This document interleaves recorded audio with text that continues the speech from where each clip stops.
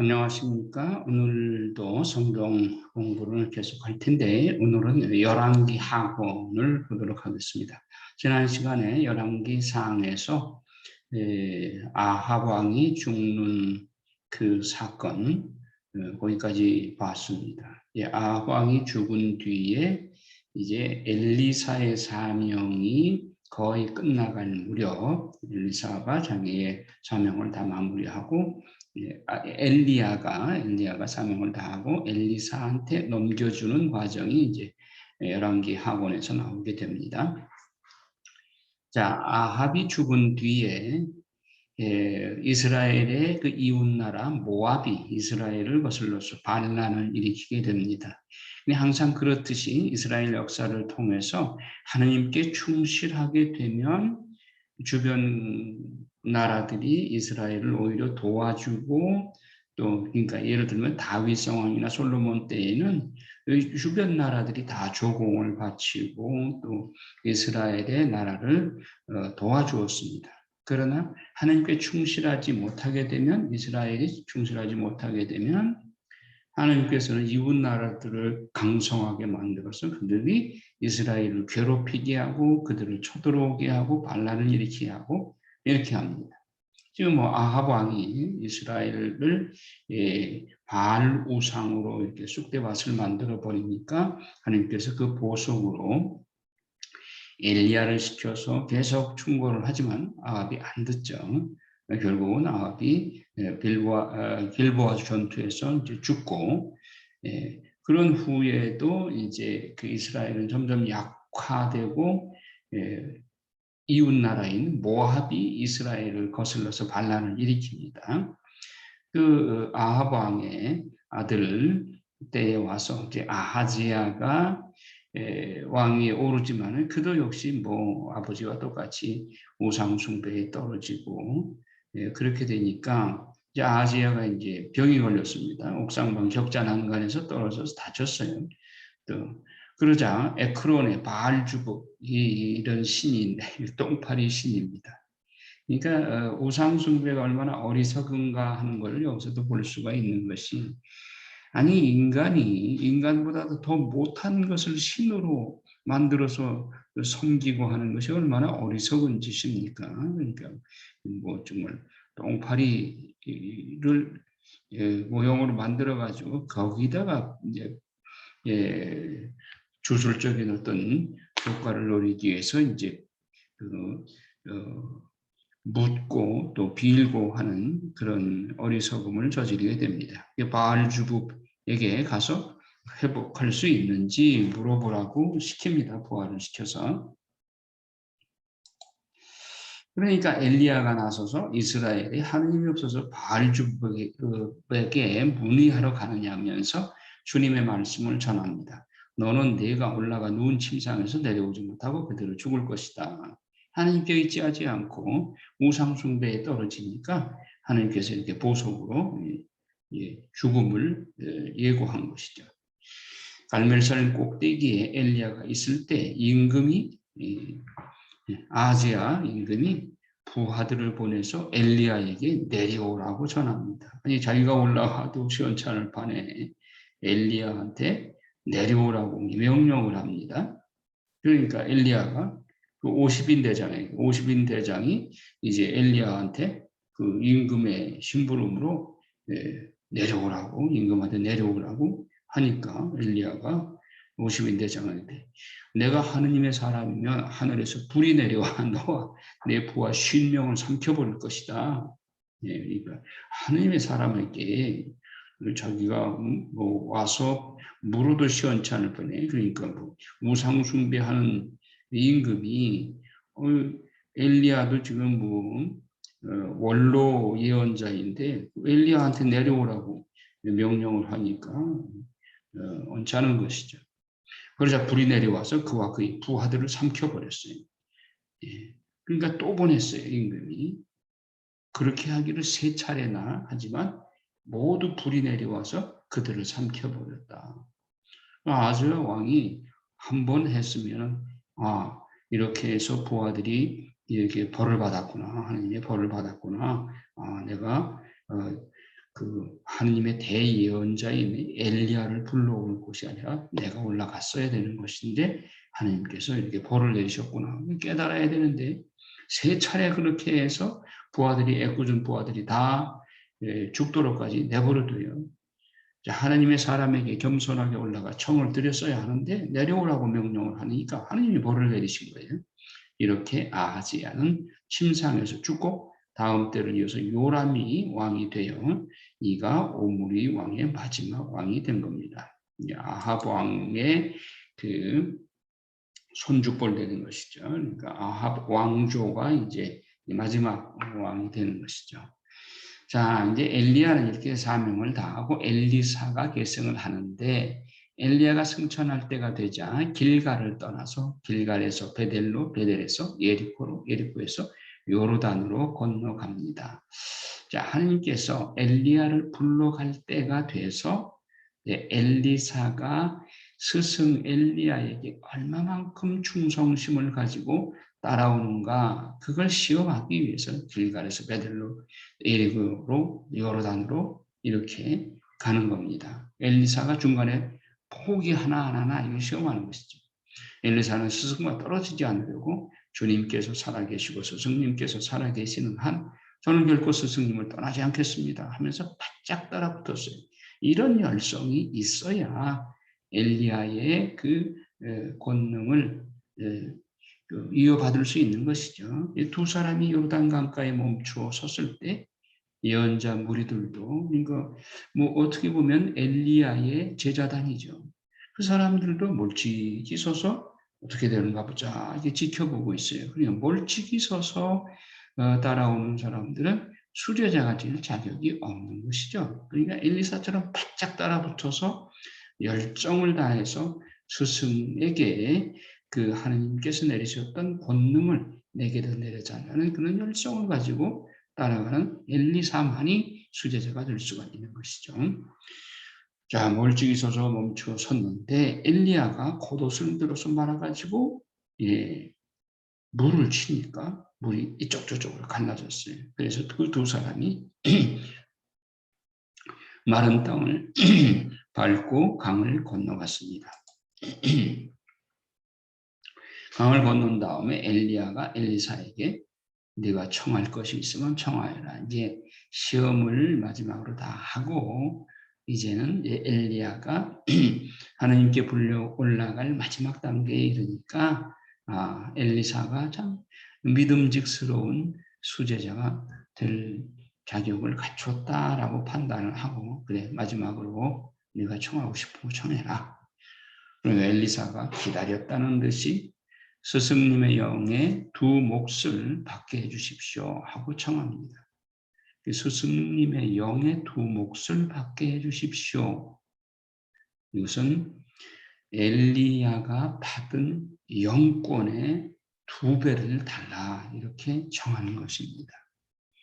그러니까 엘리사가 뭐 욕심이 있어서 그런 것이냐 그렇게 생각할 수도 있지만 적어도 이것은 거룩한 욕심이고 또 스승께 대한 어떤 열렬한 그 갈망, 거룩한 욕심은 우리가 필요한 것이죠.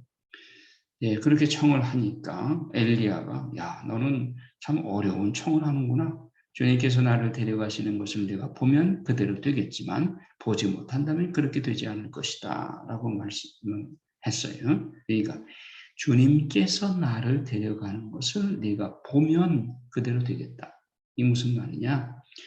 하나님께서 나를 불러가시는 것을 네가 끝까지 따라와서 그 열정을 보이면 그렇게 될 것이다. 즉, 영검의 두 몫을 차지할 수 있을 것이다. 그만큼 열정을 하나님은 시험하시는 것이죠. 갑자기 불병거와 불말이 나타나서 그 두 사람을 갈라놓았습니다. 그러자 엘리야가 회리바람에 실려서 하늘로 올라갑니다. 엘리사는 그 광경을 보면서 외칩니다. 나의 아버지 이스라엘의 병거이시면 기변이시여. 엘리사는 자기 옷을 움켜쥐고 두 조각으로 찢었습니다. 엘리사가 엘리야에게서 떨어진 겉옷을 집어들고 되돌아와서 요르단강을 치자 물이 갈라지게 되었습니다. 이제 연금에 두 몫을 달라고 청했고 또 엘리야는 약속대로 엘리사에게 그 겉옷이 무슨 신통력이 있어서라기보다 하나님께서 엘리야가 사용하던 그 겉옷에 권능을 능력을 부어준 것이죠. 모세의 지팡이가 뭐 막대기였지만은 그러나 하나님께서 그 모세의 지팡이에 권능을 심어줌으로써 그 모세의 지팡이가 10가지 재앙을 일으키는데 기여했듯이 마찬가지입니다. 엘리야가 그 겉옷으로 요르단강을 쳐서 물을 갈랐듯이 하나님의 권능이 엘리야가 가지고 있던 겉옷에 함께 했던 것과 같이 엘리사가 그 겉옷을 받아들고 요르단강을 치니까 물이 갈라지게 된 것입니다. 불교에도 스님들이 바리떼, 스승이 사용하던 바리떼를 물려주잖아요. 상징적인 의미죠. 예리고에서 몰려온 예언자 무리가 멀리서 엘리사를 보고 엘리야의 영이 엘리사에게 내렸구나 하면서 엘리사를 맞으러 나와서 땅에 엎드려 절하고 나서 엘리야를 찾으러 종들을 보내자고 졸라담에 청합니다. 그러니까 멀찍이서 지켜보던 제자들도 엘리사가 엘리야에게 바짝 달라붙어서 영을 받게 되니까 수제자라고 하는 것을 인정을 한 거죠. 그래서 엘리야에게 대한 공경심으로 엘리사에게 땅에 엎드려 절을 하는 것이죠. 그런데 이들은 엘리야가 승천한 걸 못 봤어요. 그러니까 엘리야가 어디로 갔나 하고 종들을 보내서 엘리야를 찾아보려고 했던 거예요. 그러나 엘리사는 하늘로 불마차 타고 올라간 걸 알죠. 엘리사는 내용을 알기 때문에 그럴 필요가 없다고 말렸지만은 이들이 굳이 때를 써서 찾아보자고 그러니까 엘리사가 말리다가 못해 그럼 해보라고 그렇게 허락을 했습니다. 그들이 사흘 동안을 찾아보았으나 찾아내지 못하였다. 이것으로 보아 많은 생도들 중에 엘리사 하나만 진짜 생도일 뿐 나머지는 두려워 멀리서 바라만 보았지 스승을 가까이 따르지 않은 자들이었다. 우리가 항상 하나님을 따를 때 하나님 가까이에 가야지 그래야 하나님의 능력을 체험할 수 있고 그 하나님의 영검을 받을 수가 있는 것이지 멀찍이 구경 삼아 하게 되면은 하나님의 능력을 받을 수가 없는 것이죠. 자, 이제 엘리사가 이제부터 기적을 행하는데 오히려 엘리야보다도 스승보다도 더 많은 기적을 행합니다. 그러니까 영검에 두 몫을 달라고 그러니까 하나님께서 약속대로 두 몫을 주신 것 같아요. 엘리사가 첫 번째로 두 가지 기적을 행하는데 첫째, 물이 나빠서 땅의 생산력을 상실한 것을 알고 물에다가 소금을 뿌리니까 물의 기능이 회복되었습니다. 두 번째로 엘리사가 베델로 가는 도중에 어린아이들이 쫓아오면서 아마 엘리사가 머리가 벗어졌던가 보죠. 대머리에 올라가라 하면서 놀리는 것이에요. 엘리사는 돌아서서 그들을 보며 주님의 이름으로 저주하였다. 주님의 이름으로 저주한다는 게 좀 이상하게 들린지 모르지만은 그러나 하나님의 사람을 놀리고 이렇게 장난을 하는 것은 그건 하나님께 대한 모독이 되죠. 그러니까 하나님의 이름으로 하나님의 이름이 모독당하는 걸 예언자가 볼 수가 없죠. 그래서 저주를 했던 거죠. 그러자 암곰 2마리가 숲에서 나와서 그 아이들 가운데 42명을 찢어 죽였다. 하나님의 사람을 놀리면 곧 하나님을 조롱하는 것이기 때문에 저주를 받은 것입니다. 자, 그 다음 왕이 요람 왕인데 요람의 통치 기간 열왕기 하권 3장에 보면 자, 모압 족속이 계속 이제 괴롭혀요. 모압 족속이 아합 왕 때까지는 이스라엘의 조공을 바쳐왔지만 아합이 죽자 모압 임금이 이스라엘의 반란을 일으켜서 전쟁을 일으킵니다. 하나님께 충성을 하지 못하면 나라의 국운도 약해져서 주변 국가들이 이렇게 찝쩍거리는 거죠. 이에 요람 왕은 남유다의 여호사밧에게 원군을 요청합니다. 남유다 왕은 여호사밧 왕하고는 사돈간이잖아요. 이에 남북연합군이 암몬과 싸움에 앞서 엘리사에게 하나님의 뜻을 여쭙습니다. 과연 이길 수 있는가? 이걸 물어봅니다. 여호사밧의 체면을 보아서 엘리사는 하나님 말씀을 전합니다. 말라버린 시내에 웅덩이를 많이 파라. 그러자 말라버린 시내에 물이 가득 차서 아침 해가 떠오를 때 물이 피처럼 붉게 보여서 모압인들이 이스라엘이 내분으로 전멸한 줄 착각을 하고 암몬으로 하여금 맨손으로 이스라엘 진영에 약탈하러 왔다가 이스라엘 군에게 몰살을 당하게 됩니다. 그러니까 아침 햇빛 붉은 햇빛에 물이 비치는데 마치 그냥 핏물처럼 붉게 보이니까 모압 사람들이 착각을 한 거죠. 아, 이스라엘이 내분이 일어났구나. 그래서 내분 때문에 이스라엘이 전멸당한 줄 착각을 하고 암몬이 그냥 맨손으로 들어온 거예요. 그래서 이스라엘 진영을 약탈하러 왔다가 오히려 이스라엘군에게 몰살당하게 된다. 이 하나님의 은총으로 이렇게 된 것이죠. 그 다음에 이제 또 하나의 기적이 일어나는데 과부와 기름병, 이 은밀한 공급이라고 할 수 있는데 엘리사 예언자의 문하생 중에 하나가 죽었는데 그의 아내가 엘리사에게 호소합니다. 그래서 저에게 빚을 준 사람들이 와서 나의 두 아들을 종으로 데려가겠다고 합니다. 그러니까 엘리사가 참 안 됐다, 딱하다. 그러니까 이웃 사람들에게 가서 빈 그릇을 있는 대로 빌려와라. 그래서 빈 그릇을 빌려오니까 두 아들을 데리고 안으로 들어가서 문을 잠그고 그릇마다 기름을 붓고 그릇이 가득 차면 옆으로 옮겨놓고 그래서 그릇마다 기름이 가득 차게 이렇게 기적을 일으켰어요. 그래서 그 기름을 팔아서 빚을 갚고 남은 것으로는 살림의 보태라고 해주었습니다. 자, 이것은 하느님의 종들에게 대한 하느님의 은밀한 공급이다. 그러니까 하느님의 종인 엘리사의 제자가 예언자가 죽고 나서 그 가족들이 이렇게 먹을 것이 없어가지고 빚쟁이가 돼가지고 빚을 준 사람이 아들을 납치해가고 이러면 되겠어요.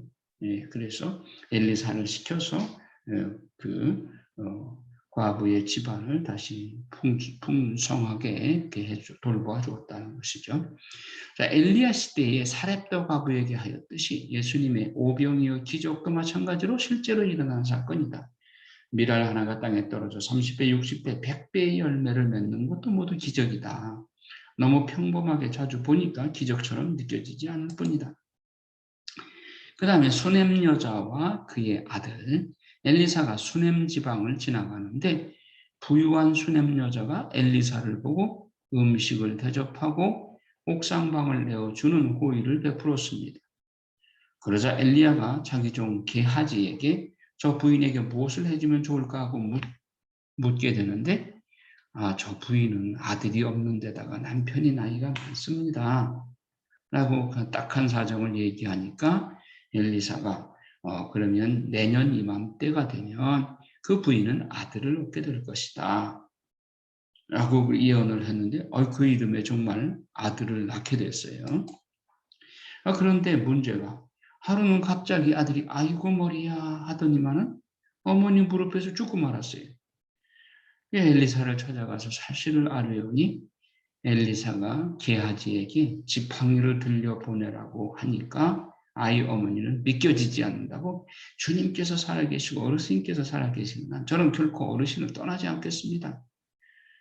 하고 엘리사를 꼭 붙잡은 거예요. 그러니까 엘리사가 일어나서 그 어머니를 따라 나섰습니다. 그리고 아이의 침상에 올라가서 아이 위에 몸을 수그리자 그 아이가 재채기를 7번 하고는 눈을 뜨고 살아났어요. 이에 어머니에게 돌려줍니다. 그 죽은 아이를 살려내는 기적도 엘리사가 행한 겁니다. 그 다음에 또 독이 든 독을 해소시키는 또 기적을 행해요. 엘리사가 길갈에 갔을 때 엘리사의 종에게 국을 끓이라고 끓이고 있는데 어떤 이가 들포도나무 열매를 국솥에 넣었어요. 국을 맛보니까 국솥 안에 죽음이 들어있습니다. 독이 들어있단 말이죠. 그러니까 엘리사가 밀가루를 가져와라 해서 밀가루를 솥에 넣어서 해독이 되어 먹게 되었다는 이야기입니다. 그러니까 뭐 엘리사가 기적을 많이 행했어요. 하느님은 구원이시다. 엘리사라는 말 뜻이 하느님은 구원이시다. 그 말 그대로 구원을 베풀어 주시는 거죠.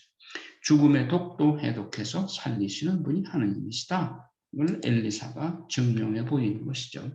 그 다음에 또 100명을 먹인 기적을 행해요. 보리빵 20개와 햇곡식 이삭으로 100명이 먹고도 남은 기적을 행합니다. 하느님은 구원이시다라는 엘리사의 그 말 뜻 그대로 기적을 일으킵니다. 그 다음에 이제 굉장한 기적이 또 일어나는데 나만의 나병을 고쳐줍니다. 하느님이 이스라엘을 징벌하시느라고 비를 내려주지 않으시니까 아람 지방까지도 비가 안 와서 거기도 고생을 하고 있었어요. 반대로 하느님 백성이 잘하면 하느님 백성 때문에 그 이웃 나라도 복을 받는데 그 이스라엘이 우상 숭배에 떨어지니까 주변 나라까지 같이 고생을 하는 거예요. 이 아람 군대가 먹을 것이 없으니까 이스라엘에 자꾸 쳐들어오는 거예요. 이스라엘 역시 털어갈 것이 없으니까 그냥 돌아가려는데 귀여운 여자아이가 하나 뛰어놀고 있어서 나만 장군이 그 애를 데리고 가서 부인의 몸종으로 삼았습니다. 그런데 나만 장군이 나병이 재발됐어요. 그래서 임금의 총애를 받는 이 장군이지만 문둥병자가 되니까 이 문둥병은 옮기는 병이니까 결국은 퇴역하지 않으면 안 되게 된 이 딱한 사정을 보고 그 이스라엘에서 데려온 이 나만 장군의 아내의 몸종인 이 아이가 이 소녀가 주인 어른께서 사마리아에 계시는 예언자를 만나보시면 나을 수도 있습니다. 그분이라면 주인님의 나병을 고칠 수도 있을 것입니다. 하니까 나만이 귀가 번쩍한 것이죠. 나만이 임금께 나아가서 그대로 말을 하니까 아람 임금이 자기가 총애하는 장군이니까 이스라엘 임금께 내가 나의 신하 나만을 보내니 그의 나병을 고쳐주십시오. 당신 나라에 그 유명한 예언자가 있다고 하는데 내가 총애하는 나만 장군의 나병을 고쳐주시오. 그 편지를 써보냈어요. 그랬더니 이스라엘 왕이 이건 내가 나병을 고쳐달라니 이거 분명히 우리나라를 쳐들어올 빌미를 삼은 것이다. 내가 사람을 죽이고 살리는 하느님이란 말인가? 그가 사람을 보내 나에게 나병을 고쳐달라고 하다니 나와 싸울 기회를 그가 찾고 있는 것이다 라고 벌벌 떨고 있어요. 그래서 엘리사가 이 소식을 듣고 임금님께서는 왜 옷을 찢으셨습니까? 그를 저에게 보내십시오. 그러면 그가 이스라엘에 예언자가 있음을 알게 될 것입니다. 그래서 나아만은 군마와 병거를 거느리고 엘리사의 집 대문 앞에 와서 멈추었습니다. 그러자 엘리사가 심부름꾼을 시켜가지고 그 장군 보고 말이야 요르단강에 가서 7번 몸을 씻으라고 해. 그러면 새살이 돋아서 깨끗해질 것이야. 나와보지도 않고 이렇게 심부름꾼한테 시키니까 나만이 노발대발한 거예요. 그래서 나만이 자기는 장군인데 이 엘리사가 자기 나와보지도 않고 부활을 시켜가지고 그 요르단강에서 7번 목욕이나 해라. 그렇게 시키니까 자존심이 상한 거예요. 나는 당연히 그가 나에게 나와서서 주 하느님의 이름을 부르며 병든 곳 위에 손을 흔들어 이 나병을 고쳐주려니 생각했다. 아니 다마스커스의 강 아바나와 파르파르는 이스라엘 어떤 물보다도 좋지 않느냐? 거기서 씻어도 될 것 아니냐? 하면서 화를 벌컥 내고 돌아가려고 그러고 있었어요. 사실 요르단강은 우리가 성지순례 가봐도 그렇지만 요르단강은 좁고 그리고 물도 흐려요. 흙탕물이에요. 그러니까 그보다 더 좋은 그 강이 그 아람에 있는데 뭐 구태여 뭐 요르단 이 흙탕물에 목욕할 필요가 뭐 있는가 하고 돌아가려고 하니까 그러니까 부하들이 말리는 거예요. 아니 아버님 만일 이 예언자가 더 어려운 일을 시켰다면 아버님은 하셨을 거 아닙니까? 그런데 뭐가 어렵습니까? 7번 목욕하는 것이. 아버님께 몸을 씻기만 하면 깨끗이 낫는다고 하지 않습니까? 그래서 나만은 그 얘기를 들으니까 뭐 어려울 거는 없어요. 그런데 부하들이 보는 앞에서 나병 걸린 몸을 옷을 벗어야 가서 목욕을 할 거 아니겠어요? 그러니까 계급장이 번쩍번쩍 공로원장도 타고 했을 텐데 그 옷을 벗고 그 부스럼 덩어리인 자기 몸을 부하들 앞에서 보이자니 참 망신이고 정말 창피하기도 하고 그런데 할까 말까 망설이지만 그래도 병이 낫는다고 하니까 자존심 구기고 자존심 다 내려놓고 에라 모르겠다. 한번 들어가 보자.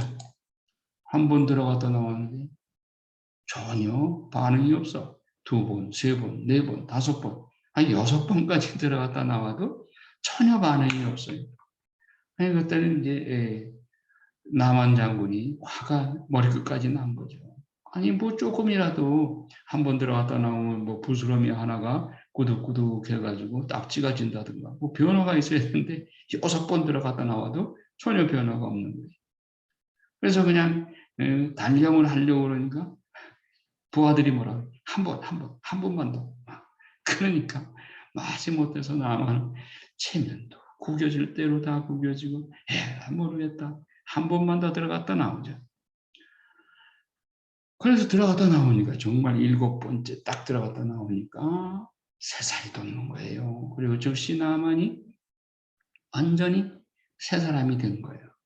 그래서 나만은 무릎을 탁 치면서 엘리사를 찾아가서 이제 저는 알았습니다. 온 세상에서 이스라엘 밖에는 하나님께서 계시지 않습니다. 이 종이 드리는 선물을 부디 받아주십시오 하고 선물을 가져온 것을 엘리사에게 내줍니다. 그랬더니 엘리사가 뭐라고 합니까? 내가 모시는 주님께서 살아계시는 한 결코 선물을 받을 수 없습니다. 하나님께서 주신 은총은 거저 주시니 은총이라는 그라시아라고 하는 공짜라는 말이죠. 우리가 하나님의 종으로서 은총을 주거나 혹은 안수 기도를 해주거나 그러고 절대로 돈을 받아서는 안 되는 것이죠. 그건 하나님의 은총 선물이니까. 거절했습니다. 그러자 나아만은 나귀 2마리에 실을 만큼의 흙을 달라고 청했습니다. 자, 여기서 기적이 일어났으니까 나아만은 이제 생각이 바뀐 거예요. 이스라엘의 흙도 거룩하다. 그러니까 이 흙을 나귀에 2마리에 잔뜩 싣고 가자. 이제부터는 어떤 신에게도 번제물이나 희생제물을 드리지 않을 것입니다. 그러나 나의 주군께서 림몬 신전에서 예배 드릴 때 주군을 부축해야 되는 제 입장을 용서 바랍니다. 하고 떠나갔다. 자, 이 본국에 자기가 섬기는 주군이 림몬 신전, 즉 우상 신전에서 예배를 드릴 때 이 나만 장군은 주군을 모셔야 되는 그런 위치에 있기 때문에 이게 마음에 내키지 않지만 나는 하느님을 믿는데 그리고 내가 직책이 이러니까 어쩔 수 없지 않습니까? 이건 좀 사정을 봐주십시오. 그러니까 엘리사도 자네 사정이 그렇다는 거 내가 알고 문제 삼지 않겠네. 이렇게 해서 돌려보냅니다. 하나님은 포로로 잡혀간 소녀를 통해서도 전교할 수 있고 나병도 고칠 수 있으십니다. 하나님은 구원이시다. 엘리사라는 말 뜻 그대로. 그 다음에 또 다른 기적, 잃어버린 도끼를 찾아주는 기적이 나옵니다. 예언자 무리가 학교가 빚어와서 나무를 찍어다가 교실을 늘리려고 요르단 강가에서 빌린 도끼로 도끼질을 하다가 그 도끼가 자루에서 빠져가지고 물에 빠졌어요. 이렇게 되니까 그 물에 들어갈 수도 없고 발을 동동 구르고 있으니까 엘리사가 나뭇가지를 꺾어서 그것에 던지니까 도끼가 물 위로 딱 떠올란 거예요. 그래서 건져서 다시 주인에게 갚아주었다. 자, 인간사의 크고 작은 모든 일에 있어서 하느님은 구원이시다. 엘리사라는 말 뜻대로 여기서 엘리사를 통해서 기적이 많이 일어났죠. 자, 그 다음에 또 다른 이 아주 드라마틱한 기적이 일어납니다. 엘리사가 아람 군대를 사로잡다. 자, 나만이 은혜를 받고 돌아간 후로는 한동안 침략이 없었어요. 왜? 이스라엘에 신세를 졌기 때문에. 그러나 세월이 흘러서 나만도 죽고 아람 군대가 이제 후대에 다시 침략을 해옵니다. 엘리사는 아람 군대의 동정을 묵시를 통해서 다 보고 이스라엘에 대비를 시킵니다. 그런데 아람 임금은 자기 진영에 첩자가 있어서 이스라엘에 다 이 고자질을 하는 줄 알고 그 첩자를 잡아와라 라고 시켰는데, 그러나 아람 임금의 책사가 말하기를 이스라엘에는 엘리사라고 하는 유명한 예언자가 있는데 그는 귀신같이 모든 사정을 다 알고 대비합니다. 그러니까 아람 임금이 그러면 엘리사부터 체포하자. 그 엘리사가 있는 토탄으로 이제 쳐들어옵니다. 자, 엘리사의 시종이 아람 군마와 병거를 발견하고 그냥 새카맣게 몰려오니까 엘리사에게 알리면서 이게 큰일 났습니다. 예, 이거 어떡합니까? 저렇게 많은 군사들이 쳐들어오는데. 그런데 엘리사가 태연하게 시종에게 두려워하지 마라. 우리 편이 그들보다 많다. 그런데 시종 눈에는 적군이 그렇게 새카맣게 들어오는데 우리 편은 없잖아요. 그러니까 엘리사가 주님, 저 시종에게 눈을 열어주시어서 우리 편이 얼마나 많은가를 보게 해주십시오. 그러니까 종의 눈이 열려가지고 군마와 불병거가 엘리사를 둘러싸고 온 산에 가득한 것을 보게 해주었어요. 아군이 이렇게 많다는 걸 보여준 거예요. 아람 군대가 엘리사에게 내려올 때 엘리사는 주님께 저 민족을 치시어 눈이 멀게 해주십시오 하고 기도한 거 그대로 되었어요. 그러니까 적군이 병사들이 멀쩡하던 사람들이 눈이 멀게 해달라고 그러니까 하나님께서 그들의 눈을 일시에 다 멀게 해줬어요. 그러니 이제 캄캄절벽이 된 것이죠. 이에 엘리사가 그들에게 이쪽 길로 갑시다. 그들을 끌고 간 거예요. 장님이 다 됐으니까. 이 길이 아니요 이 성읍이 아니라 나를 따라오시오. 당신들이 찾는 그 사람에게 데려다 주겠소.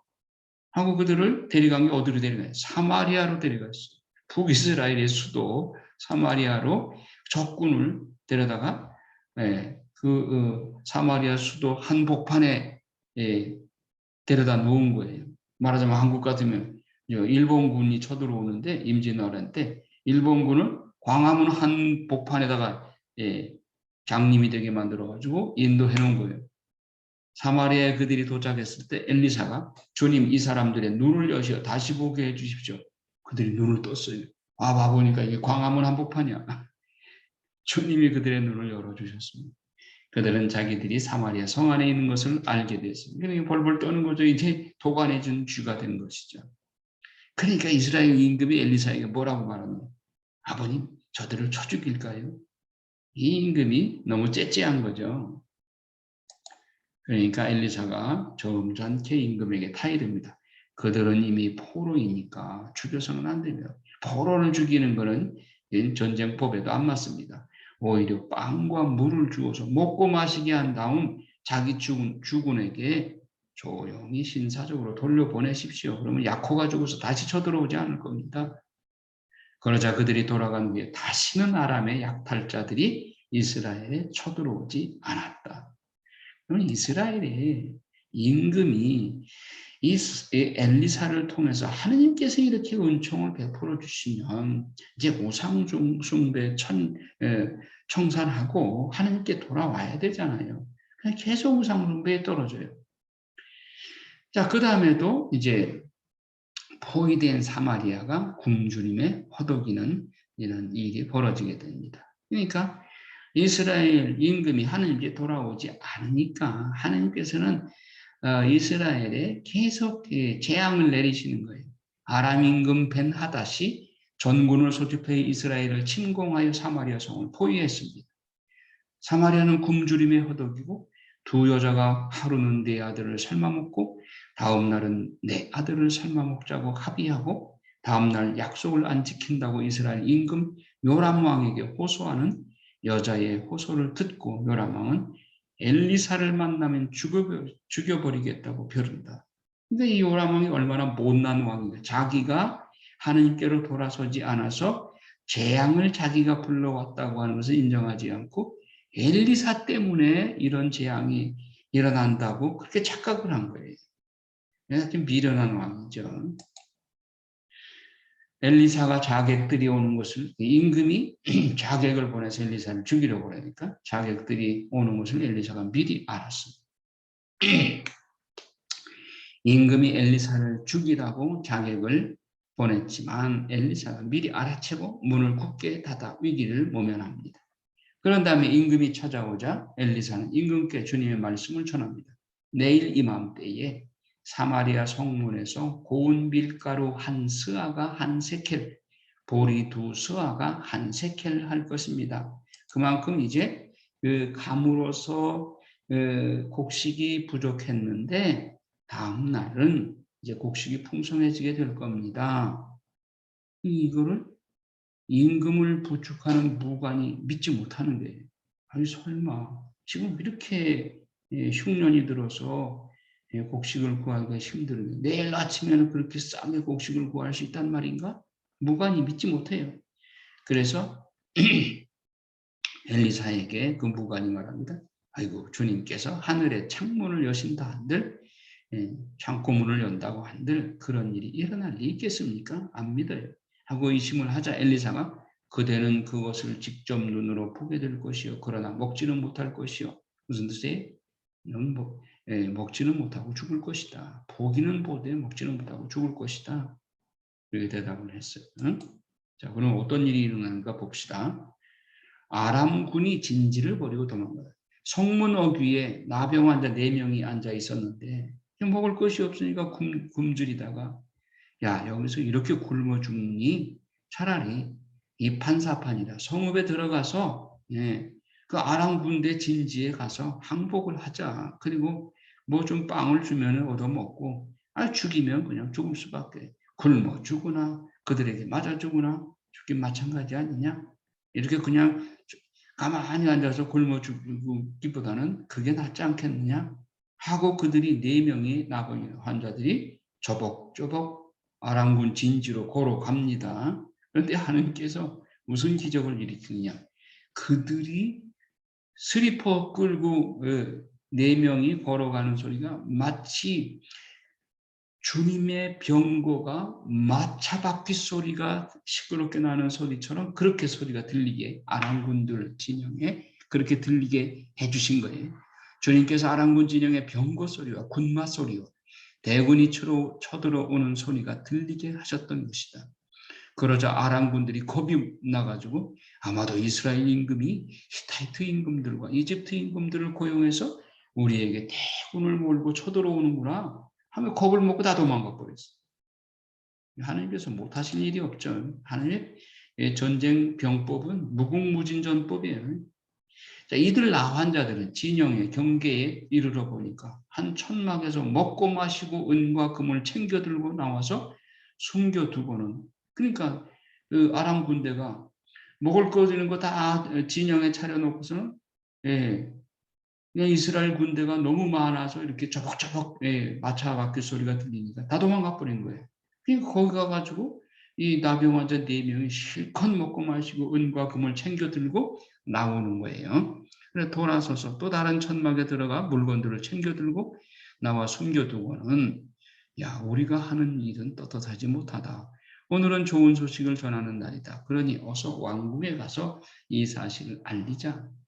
아람 군대가 다 놔두고 도망갔다. 이 기쁜 소식을 우리 왕 임금에게 가서 전하자. 그래서 가서 임금께 전했어요. 임금은 신하들을 시켜서 내막을 알아보게 하였다. 가보니까 정말 그렇거든요. 사실이 알려지자 백성들은 아람군 진영을 털었다. 주님의 말씀대로 고운 밀가루 한 스아가 한 세켈, 보리 2수아가 한 세켈 하였다. 그러니까 아주 곡식이 싸게 이제 곡식이 풍부해지니까 이제 싸게 풀어준 거죠. 임금은 자기를 부축한 무관을 성문 책임자로 임명하였으나 그는 성문에서 사람들에게 발표주었다. 백성들이 이거 웬 떡이냐 해가지고 몰려들다 보니까 이 무관 책임자가 그걸 정리하다가 밟혀 죽어버렸어요. 그러니까 이 엘리사가 한 말이 맞았죠. 보기는 볼 것이다. 그러나 먹지는 못할 것이다. 하느님이 하시고자만 하시면 나병환자 4명의 슬리퍼 끄는 소리를 병거 소리와 군맛 소리로 둔갑시킬 수도 있다. 이걸 드러낸 것이죠. 그래서 하느님은 구원이시다. 엘리사 그 말 그대로 이루어진 것이죠. 자, 수냄 여자 이야기의 마무리. 엘리사가 수냄 여자의 죽은 아들을 살려낸 일이 있는데 주님께서 7년 대가뭄을 내리자 필리스티아 땅에 가서 살다가 돌아와서 임금에게 가서 자기 집과 밭을 돌려달라고 호소합니다. 엘리사의 종인 게하지로부터 사실 내용을 듣고 왕은 그 여자의 모든 재산과 소출을 돌려주라고 명령을 합니다. 그래서 수냄 여자가 이제 다시 그 자기 재산을 찾게 되는 것이죠. 자, 엘리사와 아람 임금의 정변. 하자엘이 벤하닷을 살해하고 등극한다. 엘리사가 다마스쿠스에 갔을 때 아람 임금 벤하닷 2세가 앓고 있었어요. 임금은 하자엘에게 자기 병세가 회복될지를 주님께 물어봐 달라고 엘리사에게 부탁을 합니다. 벤하닷이 하자엘을 시켜서 묻자 엘리사가 그는 회복될 것이나 반드시 죽을 것입니다. 아니, 회복될 것인데 반드시 죽을 것이라니 이게 무슨 의미입니까? 그러고는 엘리사는 하자엘을 많이 쳐다보다가 울음을 터뜨렸습니다. 왜 울었을까요? 당황한 하자엘이 원인을 물으니 엘리사는 나는 그대가 이스라엘 자손들에게 어떤 악을 저지를지를 알기 때문이요. 그대는 그들의 요새들의 불을 지르고 젊은이들을 칼로 쳐 죽이고 어린아이들을 메어 치고 임신한 여자들의 배를 가를 것이요. 얼마나 악한 행동을 한다는 거예요. 주님께서 그대가 아람의 임금이 될 것임을 보여주셨소. 하자엘은 돌아가서 담요를 가져다가 물에 적셔서 그 앓고 있던 임금이 병이 나았는데 그 임금의 얼굴을 덮어 죽이고는 그 뒤를 이어서 임금이 되었습니다. 그러니까 이 하자엘이 이제 임금 골테타를 일으켜서 임금이 되고 그가 이렇게 나쁜 짓을 앞으로 할 거라는 것이죠. 그러니까 이스라엘이 하나님께 안 돌아오니까 이웃 적군으로부터 이렇게 공격을 하게 만드는 것이죠. 예. 자, 이제 예후 왕조의 사명이 이제 나오는데 이제 아합 가문의 잔당들을 청소하는 사명이 예후 왕조예요. 그러니까 하느님은 아합 가문이 바알 우상을 끌어들였기 때문에 이 아합 가문을 완전히 청소를 해야 하느님께로 돌아올 수 있다. 그래서 예후를 등장시켜서 예후로 하여금 아합 가문을 모조리 청소하게 하죠. 그래서 이세벨과 그의 아들들 70명을 처단하는 것이 10장에 나옵니다. 바알 예언자를 또 처단을 합니다. 아주 시원시원하게 처단을 잘해요. 그러니까 하느님은 예후에게 참 너 잘했다. 내 뜻대로 아주 잘 마음에 들게 했다. 그렇게 얘기를 하죠. 그런데 이 예후도 하느님께 완전히 돌아서지는 못해요. 예후에 남은 죄가 있죠. 여로보암의 죄, 베델과 다안에 세운 금송아지 숭배를 근절하지 못했어요. 그래서 여로보암의 그 죄에서 벗어나지 못한 것이죠. 예후가 하느님께서 주신 사명은 다 했지만 하느님께 완전히 돌아서지는 못한 거예요. 자, 엘리사가 이제 사명을 다하고 이제 죽게 되는데 북이스라엘의 12대 여아스 왕이 문병을 왔을 때 엘리사가 화살로 땅을 치라고 하니까 3번 치고 그쳤어요. 엘리사가 화를 내면서 임금께서 대 6번 치셨더라면 아람을 쳐서 전멸시키셨을 것입니다. 그러나 이제는 아람을 3번밖에 치실 수 없게 되었습니다. 그리고는 엘리사가 죽고 아람 왕 하자엘 왕이 죽고 그의 아들 벤하닷이 왕이 되어서 있을 때에 이스라엘과 아람 간의 전쟁을 통해서 여호아스 왕의 아버지 여호아하즈 왕 때 아람 왕 하자엘에게 빼앗겼던 땅을 도로 찾게 된다. 자, 이제 남유다 왕국으로 이제 넘어가게 되는데, 이제 남유다 왕국의 문제가 뭐냐면 아합 왕의 딸인 아달리아가 예, 남유다로 시집 오면서 남유다가 바알 우상 소굴이 또 되는 거예요. 바알 우상의 바이러스를 아달리아가 남유다에 시집 오면서 가지고 들어온 거예요. 그러니까 지금 코로나19가 말썽이듯이 남유다에 바알 우상을 퍼뜨린 바알 우상 바이러스를 퍼뜨린 장본인이 아달리아인 거죠. 아합 왕의 딸 아달리아가 여호사밧의 아들 여호람 왕의 왕비로 삼은 거예요. 이게 여호사밧은 참 나름대로 정치를 잘한 사람인데 북이스라엘의 아합과 사돈관계를 맺은 게 이게 잘못인 것이죠. 그러니까 인간적으로는 정말 호인이고 그렇지만은 그리고 남북 이스라엘 이제 북이스라엘과 남유다가 서로 으르렁거리고 대척하고 있었는데 요 시기만큼 아합과 이 남유다의 여호사밧 왕 때만큼은 북이스라엘과 남유다가 서로 화친을 맺고 잘 지냈어요. 그러나 여호사밧이 북이스라엘의 그 바알 우상은 경계했어야 되는데 이걸 못한 거예요. 그래서 결국은 며느리를 아달리아 아합 왕의 딸을 받아들임으로써 남유다의 바알 우상 바이러스를 퍼뜨린 이것이 여호사밧의 큰 잘못이라고 할 수 있죠. 그 후로 남유다가 계속 이제 바알 우상으로 시달리게 됐죠. 자, 이것은 다음 시간에 보도록 하겠습니다. 영광이 성부와 성자와 성령께 처음과 같이 이제와 항상 영원히 아멘. 성부와 성자와 성령의 이름으로 아멘.